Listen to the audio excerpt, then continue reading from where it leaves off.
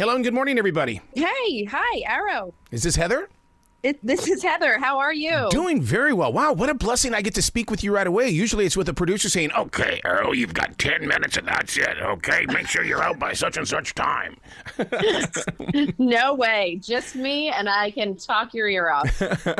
Your book is unbelievable. And the book is Girl with a Game Plan. And I mean, from bench warmer to superstar. You didn't read, didn't you? Yes and no. There's a lot of internal no's, and I discuss that in the book of defending against that internal opponent that we all have. I always call it the beast.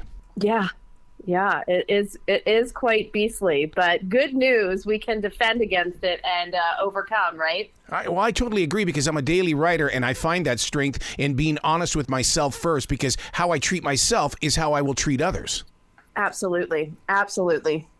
What is your positive point? Where do you go to get your source of energy? I have really, in the last 3 years, taken to just feeding and fueling my mind with as much positive information on positive psychology and how to really help ourselves through any adversity. So I listen to podcasts, I listen to books, I listen to YouTube videos, anything I can get my hands on, and I'm doing it all the time. So if I'm, doing something as mundane as filling the dishwasher or folding wash, the daily to-dos, I'm constantly listening to something to fuel me instead of something to bring me down. Boy, I'm so in touch with everything that you just said, because one of the things that I do, I will hand wash my dishes in the kitchen because I think it's a form of being grateful and being aware of, how did all this take place? Well, it began over here, so let's return the toys to their toy box so it'll be there for another day of cooking.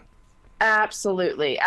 Yeah. And that's really what, in the book, I kind of talk about having an off season in our lives. And that off season in the book is that time to have awareness, because in so many people are just so busy from their life to-do list, in addition to social media and mindless scrolling, and it's just noise, and we don't listen to those quiet moments that we can have with ourselves. You give people the opportunity to replenish their mind, body, and soul. So many people, they don't want to face the changes until they hit that wall and they can't find anything else.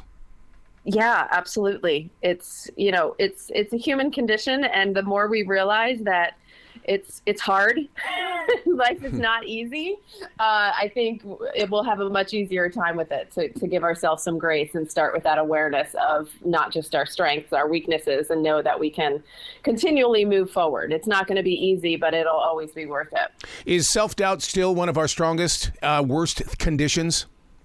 Oh, absolutely. Yeah. Yes. I think too, it's a misconception when we see others on social media, whether it be an influencer with a lot of followers or a movie star or, a radio host like yourself, myself being a former Philadelphia Eagles cheerleader and gym owner and now author.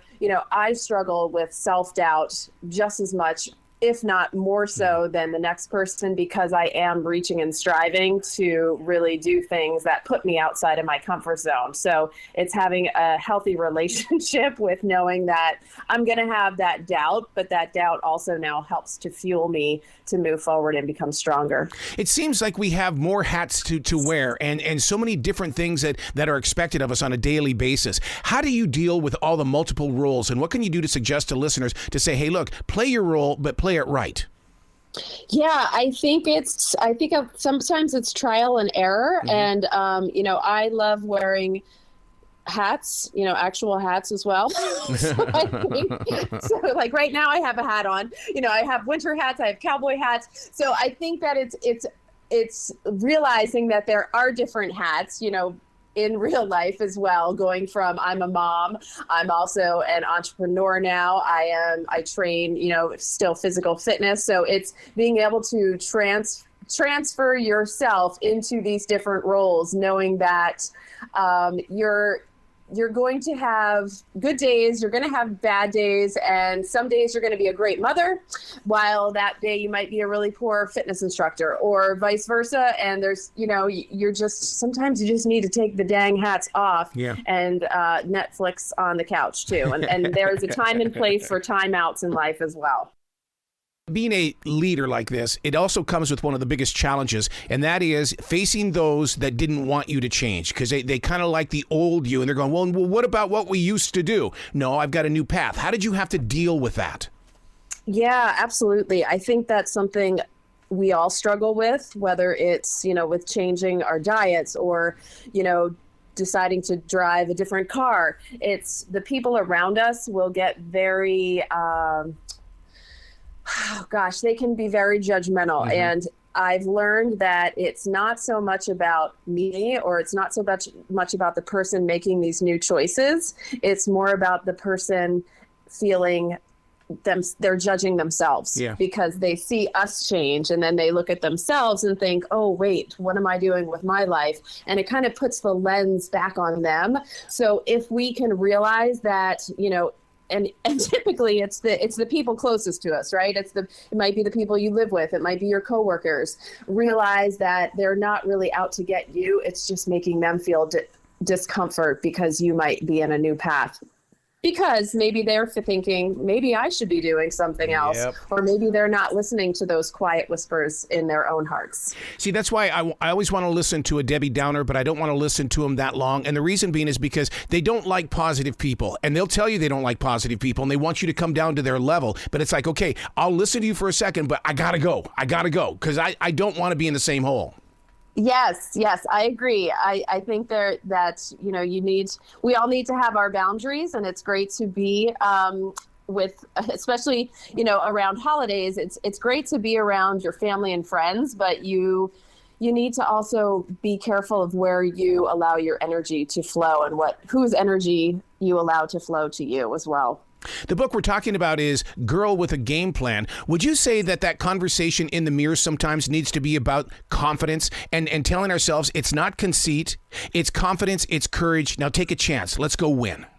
Yeah, absolutely. In the book, I talk about the 9 different roles that we need to play on a daily basis. And 2 of my favorite are, being your own biggest fan. And I now have a foam finger that sits behind my desk to remind me that, hey, you know what? I got to love myself first before I can love my kids, my husbands, my clients, and to, actually take the time to do some daily gratitude statements. And I write them down, and I give space in the book to do that as well. And then my, of course, other favorite role is being a cheerleader. And that's where you can go right into the mirror or turn on your camera on your phone and look at yourself and tell yourself how amazing you are, what you want to accomplish.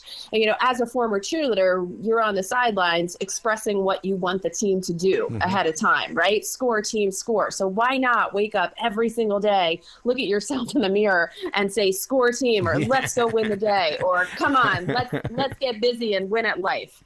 Purpose and passion can be fire starters. There are a lot of people that don't like people that have the passion, and I wonder if it's jealousy or they feel like that because we put so much passion and love into it. It's like, okay, that's slowing down our purpose and productivity. Yeah, you know what? I believe that it is a lack of self-love. And that truly is what the heart and soul of my book is for us all to really look at our own selves, again, through that awareness, and be successful in what we feel is a success for our life. So, I talk about being a superstar. No one can be a superstar unless they're coming from a place of love. And it's not about, seeing your name in lights to be a superstar. It's about shining your love, your light, your passions. I am a firm believer in taking a transition walk every day. This forest here in South Charlotte, North Carolina gives me unbelievable energy. But how can we convince listeners to do the same? Yeah, walking is great. I have a German Shepherd that likes to take me for walks, and it's any kind of movement. And I talk about this too in the book. We have to be our own wellness trainers. So we have to get out there and start moving more. So if you don't live by a forest like you do, you might, be able to walk around the city that you live in. You might be able to, for me, I live in, an area with lots of shopping centers. So I could park really far away from the store to get a little extra movement into that shopping center. So there's always ways to get out there, fuel the body, and, taking action, whether it is taking action in walks, taking action with eating better, taking action in the direction of reaching your goals, is going to build the strength. And I talk about finding that on-ramp to healthy eating. We live in a culture that is very black and white. So it's, here's my before, here's my after. Well, most of us aren't living in the befores or the afters. We're right in the middle of it, right? So how can we take that on ramp and say, you know what, today I'm going to make a goal for myself that is reachable, yet a little bit outside of my comfort zone. Maybe it's drinking 3 glasses of water because you don't drink any glasses of water. And, being in the wellness industry, that's actually my goal. I love coffee. So my goal right now is to get 3 glasses of water in the day. So it's my on-ramp to being a little bit healthier. Where can people go to find out more about you? So you can go to heathergidusko.com, and that's Heather, Gidusko.com. And then my book is on Amazon and Barnes & Noble. So yeah, let's take some action and let's start shining our lights bright. I love it. Please come back to the show anytime in the future, Heather. The door is always going to be open for you. Yes, thank you so much. I am so blessed to have this opportunity to speak with you, Arrow. Well, you be brilliant today, okay? All right, you too.